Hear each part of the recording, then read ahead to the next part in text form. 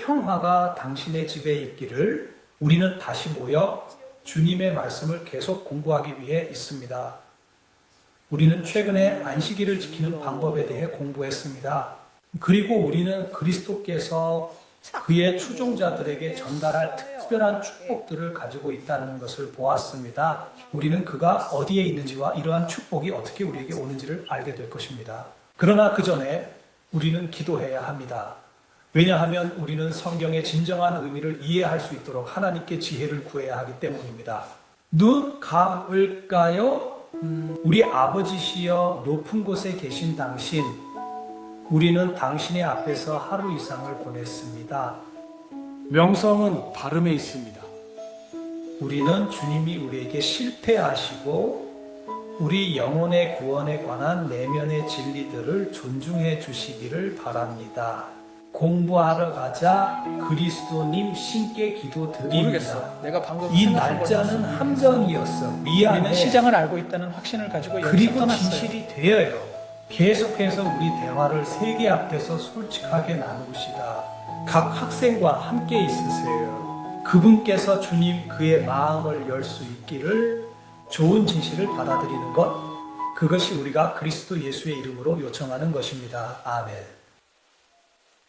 먼저 히브리서 1장 1절을 확인해 읽고 볼게요. 시작합시다. 예수님을 이해하는 것은 네, 그렇게 해요. 이제 우리가 가진 요약을 보자. 우리에게는 하늘의 우측에 있는 위대한 왕좌에 앉아 계신 대사제가 있습니다. 성소와 진정한 장막의 장관님 그래요. 들을 수 있어. 그리고 그 남자가 아니에요. 이 대사제에 대해 법전은 그가 봉사하고 있다고 말합니다. 하늘에 있는 하나님과 함께 하나님이 계신 성소에, 하나님이 지으신 성소에, 하나님과 그곳에 있는 중심의 주민들에 의해 이 목사님은 다음 구절에서 보듯이 그분은 바로 그리스도입니다. 히브리서 5장을 함께 열어보시기 바랍니다. 우리 이것을 읽을 건가요? 제 5절부터 그리스도도 대사제가 되기 위해 스스로를 자격 있게 하지 않았습니다. 그가 말한 그대로 당신은 내 아들입니다. 오늘 너를 낳았어. 전에 다른 곳에서도 말했듯이 당신은 사제입니다. 훌륭해. 영원히 멜기세덱의 순서에 따라 그는 그의 얼굴의 날에 큰 소리와 눈물로 기도와 간청으로 죽음에서 그를 구할 수 있는 이에게 제사를 드렸습니다. 여기에서도 행위가 들렸습니다.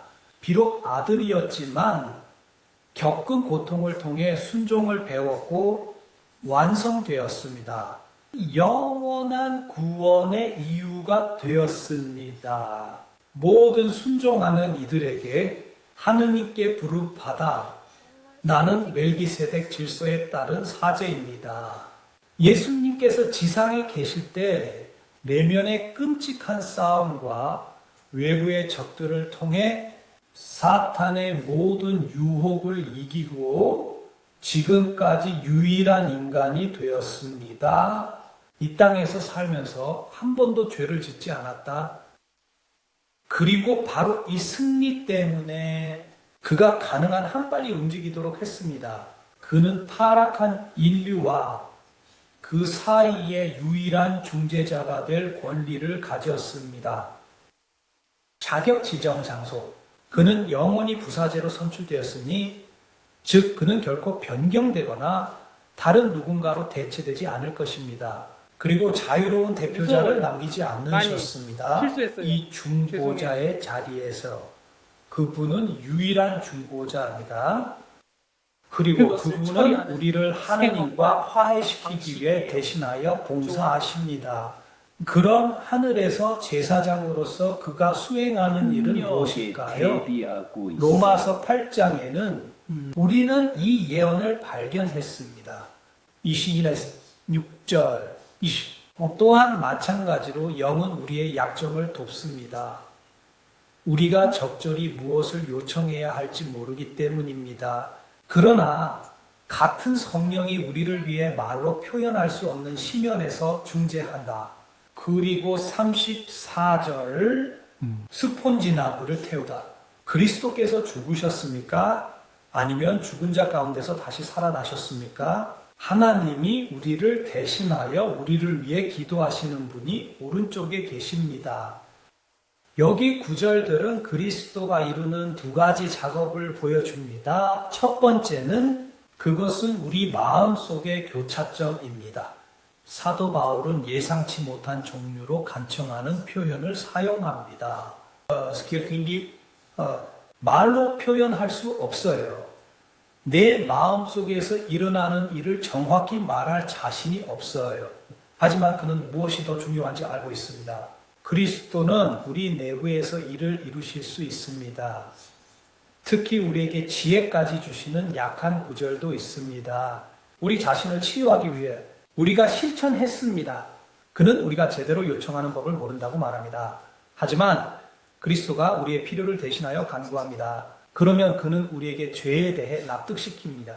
그리스도는 우리 마음속에서 먼저 중보하시며 우리 죄에 대한 회개를 일으킵니다. 그리고 우리가 그에게 강요당하고 그의 영향을 받아들였을 때 우리가 용서를 구합니까? 천국에서 예수님이 직접 아버지께 참회가 받아들여지도록 중재합니다. 그리고 우리에게 우리 죄의 용서와 정화를 주십니다. 우리가 우리의 죄를 자백한다면 그는 우리의 죄를 용서하고 모든 불의로부터 우리를 깨끗하게 하기 위해 충실하고 정의로운 분입니다. 그래서 그리스도의 우리 안에서의 역할은 완벽합니다. 단지 식물학적인 것이 아니에요. 우리의 과거 죄를 용서받는 것뿐만 아니라 생활의 변화도 포함됩니다. 현재 우리 마음을 정화하여 앞으로 하나님께 순종하게 됩니다. 그리스도의 이 작품은 이는 이미 모세 시대에 하나님을 통해 예시되었던 것, 즉 오래전부터 예시된 것입니다. 지상의 성소가 세워지기를 바랐습니다. 이에 대해 성경은 히브리서 8장 5절에서 말씀하고 있어요. 그것들은 천상의 것들의 본보기와 그림자로서 사용됩니다. 모세가 성막을 완성하기 직전에 신적인 경고를 받았듯이 산에서 보여준 모델대로 모든 것을 하라고 말씀하셨습니다. 여기서 우리는 히브리인들에 의해 지어진 성소가 충실한 복제군임을 알 수 있습니다. 즉, 하늘에 있는 진짜 성소의 모형이라고 할 수 있습니다. 여기서 예수 그리스도가 멋진 모자네요. 그러므로 우리가 하늘의 성소 구조를 알고 싶다면 우리는 지구에 그것을 보고 알아차렸습니다. 그게 지금 읽어봅시다. 히브리서 9장 1절부터 읽을 거예요. 자유. 첫 번째도 하나님 예배의 고발과 지상의 성소였습니다. 첫 번째 성막이 준비되었습니다. 촛대와 테이블과 진설병이 있는 곳, 성소라 불리는 곳. 그러나 두 번째 베일 뒤에 그것은 가장 거룩한 곳이라고 불리는 성막 안에 있습니다. 금 향로와 금으로 둘러싸인 특정 나무를 가지고 있었습니다. 금 항아리에 만나가 담겨 있고 아론의 지팡이가 꽃피었으며 언약의 판들이 있던 곳, 그리고 언약궤 위에는 은혜의 자리를 가리는 영광의 그룹이 있었다. 이에 대해 지금 구체적으로 이야기하지 않겠습니다. 그러므로 성소는 두 개의 부분 또는 두 개의 방을 가진 건물이었습니다. 첫 번째 이름은 무가르 산두였습니다. 그는 눈에 띄는 세 가지 가구를 가지고 있었다. 그중 하나는 제한의 팬들이나 출석의 팬들이라고 불리는 테이블이었습니다. 12 무교병이 놓여 있었는데 이는 이스라엘의 12지파를 상징합니다. 신의 목적은 그들이 죄를 짓고 있어야 한다는 것이었습니다. 누룩은 죄의 상징이었습니다. 촛대는 더 잘 알려져 있는데 7팔이 있는 그 유명한 것으로 7개의 등불이 켜졌다. 비디오는 솔직해질 수 있는 장소입니다. 즉 자유로운 곳에는 불꽃의 칼날이 있었습니다. 그리고 의지입니다. 그것은 거룩한 방과 세를 나누는 커튼 바로 옆에 있었습니다. 공유. 그리고 그곳에서 사제는 향로를 사용하여 기도가 들리도록 중재했다. 숭배자들의 제사가 받아들여지기를 바랐습니다. 이 안쪽 방으로 들어가는 중입니다. 우리는 커튼을 지나가야 했습니다. 이 커튼은 두 번째 장막이라고 불렸습니다. 왜냐하면 안녕 성소 입구 그것의 문은 커튼으로 되어 있었고 이는 첫 번째로 여겨졌습니다. 그래서 성소에 들어서고 나서 지성소에 들어가려면 두 번째 동사를 지나야 했습니다. 주님이 지나가실 때 언약의 상자 앞에 도달했습니다. 성스러운 이동식 궤에는 천사들의 관심을 나타내는 두 금 세라핌이 있었습니다. 하만에 있던 것과 하늘에서 하나님의 영광을 가리는 천사들에 대한 것입니다. 귀 안에는 십계명이 담긴 판이 있었습니다. 철조망이 꽃피운 것은 하나님이 그를 제사장으로 선택했음을 증명하는 증거였습니다. 우리 삶에서 하나님의 성령님의 작용으로 순종의 열매를 맺어야 한다는 필요성, 그리고 하늘이신 하나님께서 주신 마나, 즉 하늘의 빵을 조금 담은 항아리였습니다. 이스라엘 사람들에게 사막에서 우리를 먹여 살린 것은 챔피언 땅에 도착할 때까지였습니다. 이것은 그의 마음을 통해 우리에게 영적 영향을 주는 그리스도를 대표합니다. 정말로 단어 활용을 합니다. 이 땅을 걸으며 하늘에 이르기까지 누구나 가질 수 있습니다. 이후에 이제 이해할 것입니다. 이 의식은 어떻게 진행되었나요? 제사장의 업무, 즉 그리스도의 업무를 상징하는 의식입니다. 우리가 천국에서 대신 진행되는 의식입니다.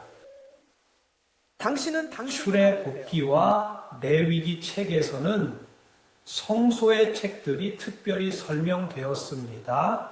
우리는 레위기 4장에 있는 이 설명의 일부를 읽을 것입니다. 13번째 동사부터 그러나 이스라엘의 모든 회중이 실수한다면 그동안 예배는 아니었고 호지는 확실히 최고였다. 주님의 명령 중 하나라도 대단해요. 어기는 행위를 하면 하지 말아야 할 일을 하는 것입니다. 그들이 유죄이며 죄가 명백하게 드러날 경우 그러면 회중은 죄를 속하기 위해 송아지를 제공하고 회막 앞에 가져갈 것입니다. 그리고 회중의 장로들은 여호와 앞에서 송아지의 머리에 손을 얹고 송아지를 여호와 앞에서 잡는다. 그러므로 기름 부음 받은 제사장은 회중의 장막 안에서 송아지의 피를 다루었다. 그리고 제사장은 그 피에 손가락을 담그고 주님 앞 휘장 앞에서 7번 뿌릴 것입니다. 20번째 구절, 이 비디오를 만들 것입니다. 새 제물처럼 내게도 하시고 제사장이 그들을 위하여 속죄할 것입니다. 그의 죄가 용서될 것입니다. 막대기를 비틀기는 쉽지 않아. 그의 심장에 가까워졌습니다. 그는 자신의 재물을 가져와야 했습니다. 얼룩없는 동물은 무엇이어야 하며 그리스도를 대표해야 합니까? 하느님의 양이 세상의 죄를 없애줍니다. 그리스도가 십자가에서 죽었을 때 그는 죄의 흠 없는 완벽한 희생 제물이었습니다.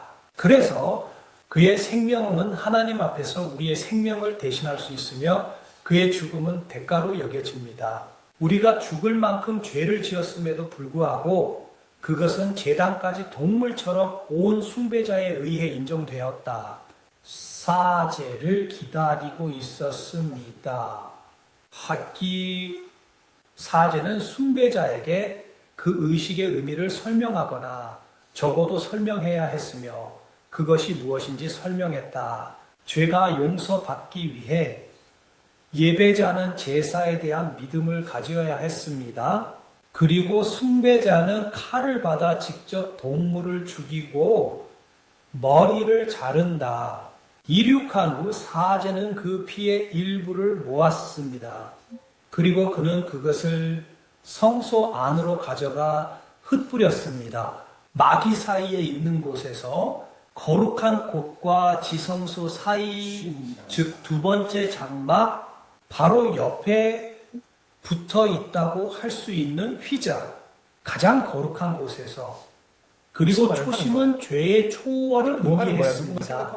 즉 경배자가 고백했던 믿음에 것, 대한 죄는 메시지. 상징적으로 동물에게 전달되었고 이어서 피를 수집할 때 죄가 상징적으로 피에 있었습니다. 하나, 둘, 그리고 셋, 산파울루 넷, 안으로 다섯, 데려가서 여섯, 일곱, 여덟, 죄가 아홉, 등록되었습니다. 마찬가지로 우리가 우리의 방향이 죄를 맞아요. 고백할 때 천사들이 일하며 그것을 가지고 우리가 그리스도를 통해 그리고 그의 중보를 통해 행동한 이야기는 극장에서 아직도? 이루어집니다. 그래. 우리 책에 적힌 것, 우리가 한 모든 일을 담은 책입니다. 다른 연구에서 이 책에 대해 이야기하겠습니다. 문제 없어요. 그러나 이 책에는 우리의 죄에 대한 용서의 낙인이 찍혀 있습니다. 그리고 그렇게 계속해서 우리가 죄를 고백할 때마다 희생에 대한 믿음을 나타내지만 참석자도 주목하라고, 그는 제사장의 봉사에 대한 믿음을 가져야 했다. 왜냐하면 제물이나 희생된 동물이 그가 본 것이었기 때문이다. 그리고 제사장이 성소 안에서 일을 할 때 변호인에 의해 보이지 않았다. 왜냐하면 막이 있었기 때문이다. 그것은 제어장치로 사용되었습니다. 이미 첫 번째 구역, 즉 거룩한 구역으로 들어갔습니다. 그러므로 오늘도 마찬가지입니다. 우리는 믿음으로 그리스도가 우리를 위해 수행하는 업무를 바라봐야 합니다. 그리고 성소의 성경 교리를 통해 그가 유일한 중재자임을 확신할 수 있습니다. 우리와 하나님 사이에, 왜냐하면 제사장만이 제물의 상징을 하나님 앞으로 가져갈 수 있었기 때문입니다. 실제로 성경은 디모데전서 2장 5절에서 이를 확인합니다. 하나님만 계실 곳에는 자신과 사람 사이의 유일한 중재자는 인간 예수 그리스도입니다. 이에 더해 사도 바울은 고린도인들에게 쓴 편지 3장 17절에서 말합니다. 말이나 행동으로 무엇을 하든지 모든 것을 주 예수님의 이름으로 하세요. 하나님 아버지께 감사드립니다. 이 구절은 우리가 하나님에 의해서만 받아들여진다는 것을 분명히 합니다. 주 예수님을 믿음으로써 그분이 우리의 희생 제물이십니다. 우리의 제안 그리고 우리의 중재자입니다. 하늘 아래 구원받을 수 있는 다른 민족은 없습니다. 이 사실을 명확히 합니다. 이 모든 것 후에 무지개의 해결책을 보셨나요? 그분은 그들의 언어로 지속적인 노력을 상징하거나 의미했습니다. 우리가 히브리서 9장 6절에서 읽는 바와 같이 그리스도께서 우리를 위해 행하고 계신 일입니다. 이제 이런 것들이 준비되어 있으니 언제나 제사장들이 첫 번째 성소에 들어가 예배를 드렸습니다. 그리스도가 우리를 위해 계속 중보해 주심을 상징하는 것처럼 우리는 이를 위해 하나님께 감사드립니다. 그래서 우리에게 희망이 있는 거죠.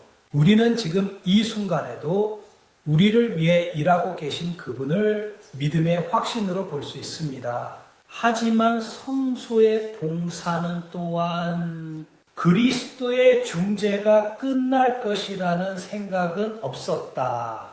언제나 사용할 수 있습니다. 연말에는 11개의 네트워크. 신은 성스러운 공기의 죄를 정화하기 위한 또 다른 의식을 시행하도록 결정했다. 그건 왜죠? 생리가 없어요. 맞죠? 많은 숭배자들이 거기에 도착했습니다. 그들은 자신의 죄를 고백하고 상징적으로 성소로 전달되었습니다. 이처럼 상징적으로 성소는 큰 죄의 기록을 보관했다. 그리고 죄를 완전히 없애는 시간이 올 거예요. 하느님도 우주적 대계획에서 하실 일이다. 인간의 구원 계획에서 죄와 죄인이 더 이상 존재하지 않는 날이 올 것이다. 저는 거기 서서 토하고 있었습니다. 레위기 16장 29절부터 시작하는 이 교리를 배울 수 있습니다. 이것은 확실한 시작에서 영원한 규정으로 진행될 것입니다.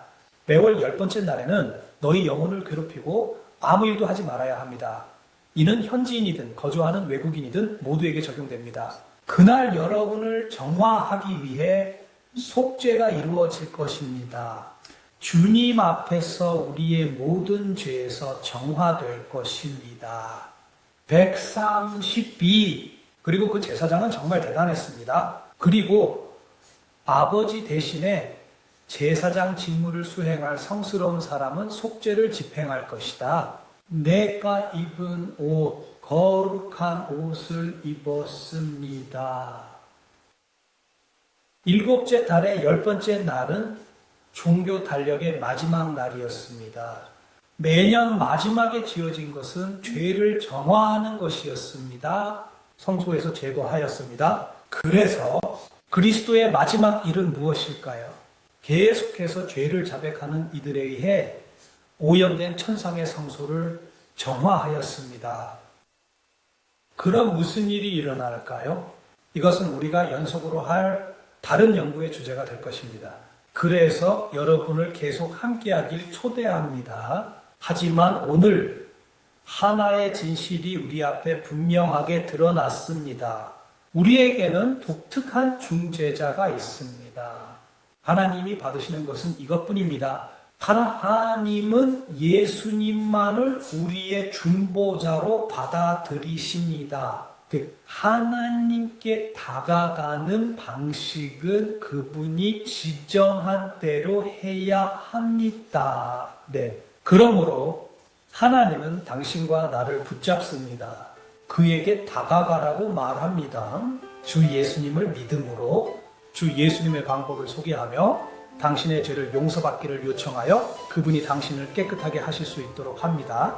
당신을 정화하고 새로운 삶을 주나요? 이것이 당신의 바람이라면 나는 지금 당신과 함께 살고 싶습니다. 눈을 감아볼까요?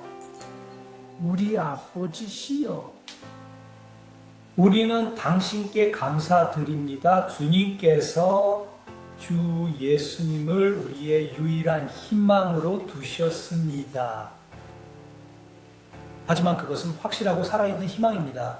왜냐하면 그분은 지금 이 순간에도 하늘에서 우리와 함께 일하고 계시니까요. 그리고 우리는 주님, 그분에 대한 우리의 믿음을 드리고자 합니다. 사랑하는 그의 아들을 통해 그분은 우리의 희생물이자 중보자이십니다. 우리의 죄를 용서받고 주님께서 새로운 삶으로 인도하시기를 바랍니다.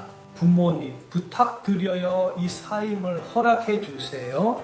이 진실한 숭배자에게 여기까지 공부를 따라오고 옛 마음을 내어준 분에게 그분과 함께 계속하며 여정을 통해 힘을 얻으세요.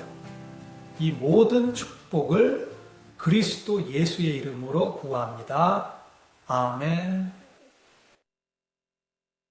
오늘 우리는 주 예수님이 우리를 위해 중보하고 계심을 배웠어요. 우리의 죄를 용서받고 정화받기 위해. 그러나 우리는 이 일이 예정된 시간이 있습니다. 그녀는 나와 영원히 이 상태로 있지 않을 거예요.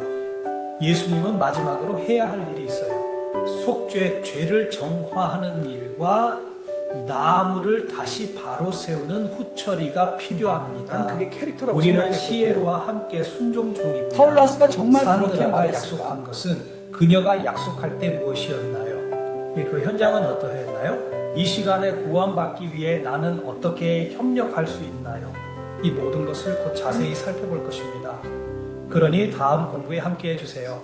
여러분을 기다리고 있습니다. 그때까지 하나님의 축복이 있기를.